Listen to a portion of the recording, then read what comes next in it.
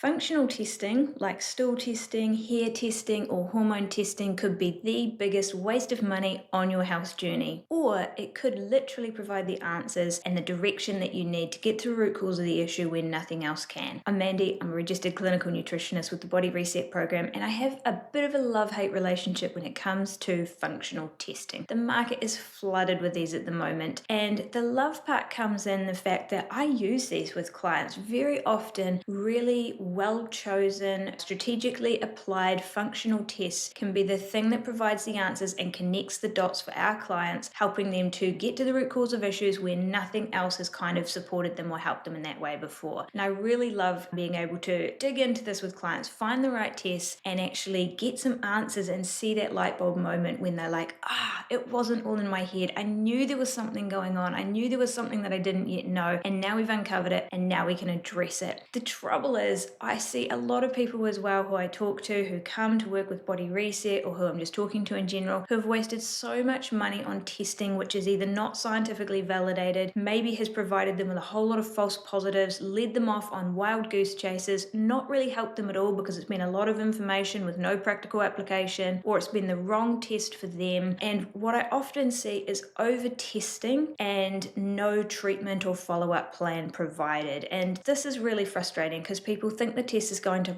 find that answer for them, but then it ends up being quite a waste of money. And I'm going to talk through a couple of the tests which I absolutely really hope people avoid in the future. But what I want to spend some time is go through the key tests that I do use in practice, the situations in which I would use them in, who they could be helpful for, and what are some of the key findings that I find when looking into these things. So the first one that comes up for me is stool testing. Stool testing is something, there are a lot of these out there. There's a lot of different brands on the market now. It's had a bit of a boom in the last sort of 10 to 15 years as we've learned more about the microbiome and genetic mapping of all of that sort of stuff. And there's some really great stool tests. Well, there is a couple, but there's one that I use, and there's some really rubbish ones, and they're all pretty expensive. And my recommendation is, if you have ongoing digestive issues, if you have gut issues, if you have kind of issues that you are struggling with that are not being touched kind of by the treatment options available to you, then stool testing can be really, really useful. But if you're going to spend the money on it, it would be best to go through a practitioner and make sure you're getting the right test that's looking at the right things, and it's actually going to give you the answers that you need. And then you can work with that practitioner in order to be able to interpret those test results into some practical application, because it's not just enough to know the information. If you just have the information and then you don't know what to do with it, it just kind of feeds the overwhelm that can lead to more stress and worsening of symptoms. So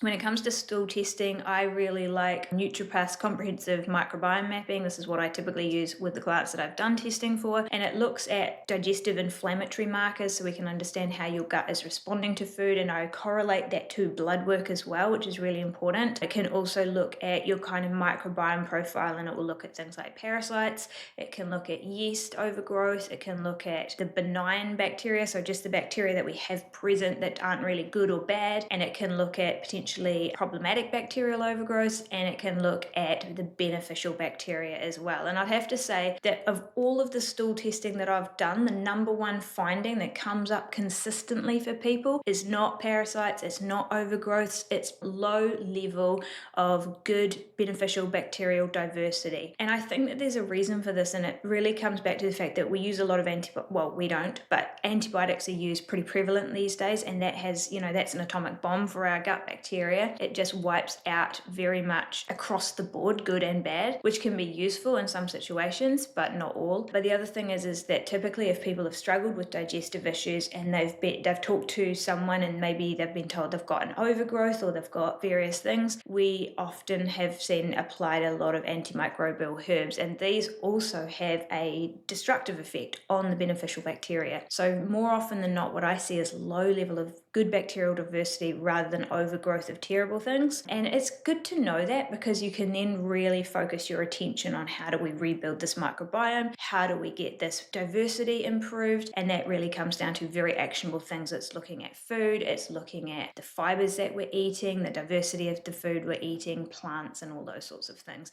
And then maybe minimizing some of the things that might have initially been thought of as good things, like coconut oil and garlic and those sorts of things, which can have a antimicrobial effect. So stool testing is something that I do. It's absolutely something that if you're at a point where you need to get stool testing done, there's a lot of work that that needs to be done first. We're always wanting to address the basics first and pick the low-hanging fruit. I never recommend people go to testing if they haven't spent some time just really getting their food consistency, their stress levels, their movement, all of those sorts of things in place first, because if you haven't done that, even if you find that your gut is out of balance, you're going to need to do that work anyway. So you might as well do it first and see if it resolves the issue before you go to the level of spending money on a stool test to probably find out that the issue is something that you could have sorted through the basics anyway. So that's stool testing. There's only like 2 or maybe 3 tests on the market that I'd recommend. There's one that I use, and if you're going to get that done, absolutely get it done through a practitioner so that you can be guided in that process and that you're not kind of jumping into it too soon, because they are pretty expensive, and if you're going to spend the money, you might as well get a good one. The second test that I really love is DNA testing. Again, these have had a bit of a boom in the last wee while, and there's a lot of different DNA testing options out there. DNA testing is super easy because it can just be like dried blood spot or hair testing or all of those, like, you know, there's not much required. It's very non-invasive when it comes to DNA testing. But I use the brand DNA Life, and there's a reason for that, is that DNA Life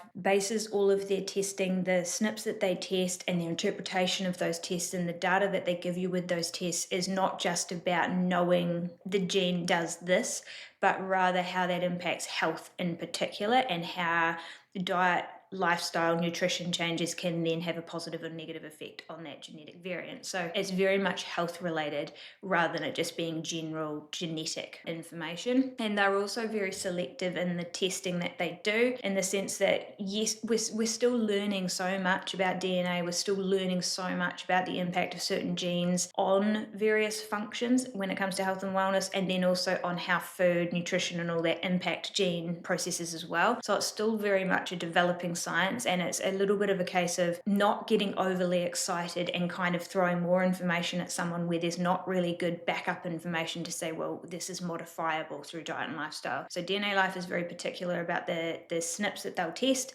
and the information that they'll give in regards to that. But I've seen these to be really, really helpful, typically for our clients that we've worked with for a longer time, where we've got several lots of blood tests, we've got a really good understanding of how their body functions, you know, they've spent the time doing the basics, and they're just looking for that deeper understanding of their own health or their own potential genetic weaknesses or strengths, etc. And sometimes it can be the thing that really clicks the dots. I'll give an example as one client who, she was really, really healthy actually. She did a lot of wonderful things. She worked on a farm, she grew a lot of her own vegetables, she lived a pretty healthy lifestyle, but she had this inclination towards kind of autoimmune situations, just very pro-inflammatory. And despite, you know, doing all the good things, this was quite persistent. And when we did her DNA testing, we realized that she had just a lot of the genetic variants that really leaned her heavily towards being quite easy to, like, she had these higher inflammatory responses due to some of the genetic SNPs she had. She had lower ability to convert beta carotene into vitamin A, which is really important for immune function.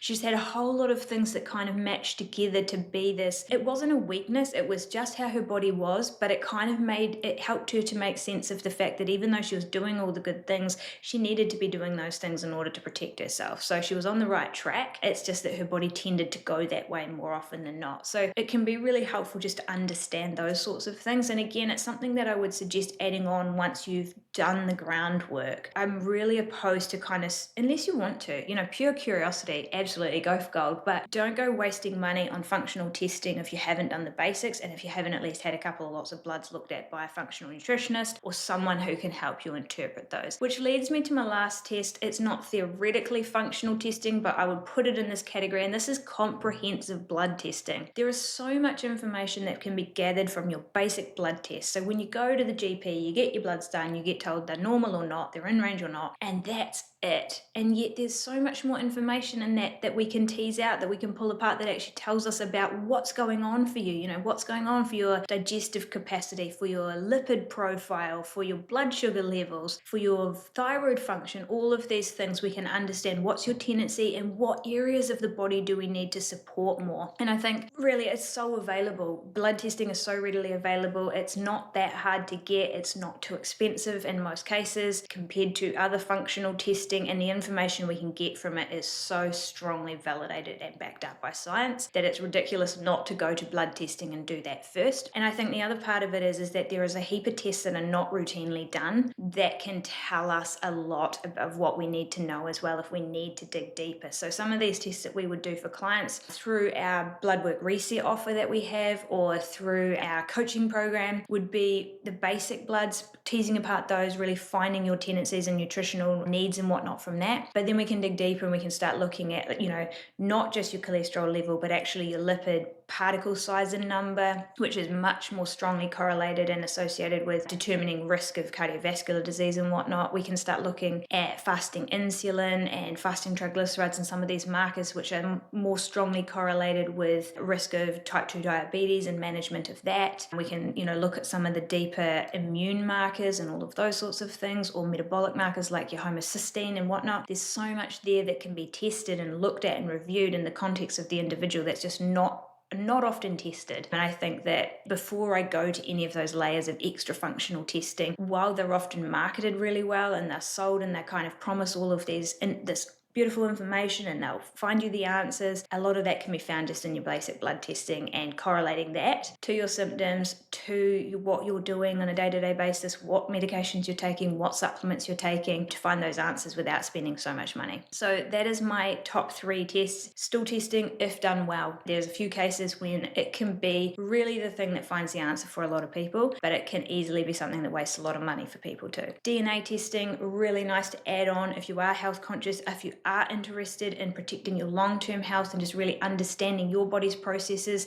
especially if you have a few lots of blood tests and you've really spent some time looking after your health to this point. And then lastly, the comprehensive blood testing, utilizing what you already get from your GP when you get a general checkup, but then adding some extra tests on there that we could help you interpret if you wanted to have that as well. And most often people don't need more than that. I promised I'd tell you about a couple of tests which I hope people just really don't use, and it really makes me a little bit sad when I see people have spent money on these tests. And the top one there is food allergy via hair testing. Food allergies cannot be determined from a hair test. I'm sorry, there are a lot of companies out there which market these, and that we can't tell food allergies from a hair test. The issue there is really that it is easy and accessible, and what I see is that when people have this done, very often there are a lot of false positives and people end up avoiding foods which they didn't need to avoid at all. They're perfectly reasonable foods for them to have in their diet.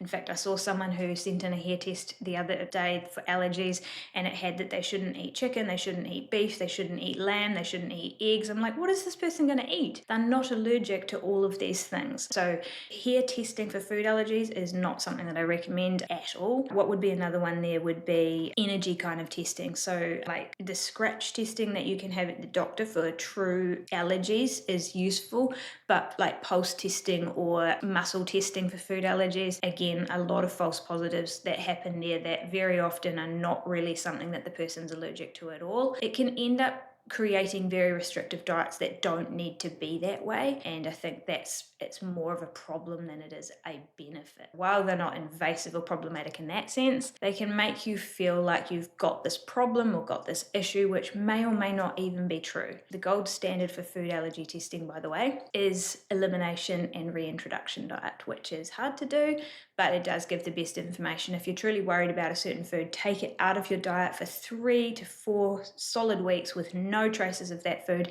and then strategically bring it back in and pay attention to how your body responds. And that is the gold standard for testing for all food allergies. So little bonus tip there. But if this has been interesting for you and you want to know more about the blood work that we offer, we do a ton of blood work for many, many clients across Australia and New Zealand, and there's information buried in there that is a gold mine if you want to transform your health, get your energy back on your side, and really know what's going on in your body. You don't need to spend $500 or $600 on functional testing. Let's look at the basic bloods first, and you'll be surprised at what information is buried in there. So I'll pop a link below for you to dive into that if you would like that from us, because it's something that we love doing. There's just so much goodness within that. So hopefully this has been useful. Hopefully it's been interesting. Hopefully you haven't wasted money on any tests that have led you off on a wild goose chase, and I'll talk to you next time. See ya. Bye.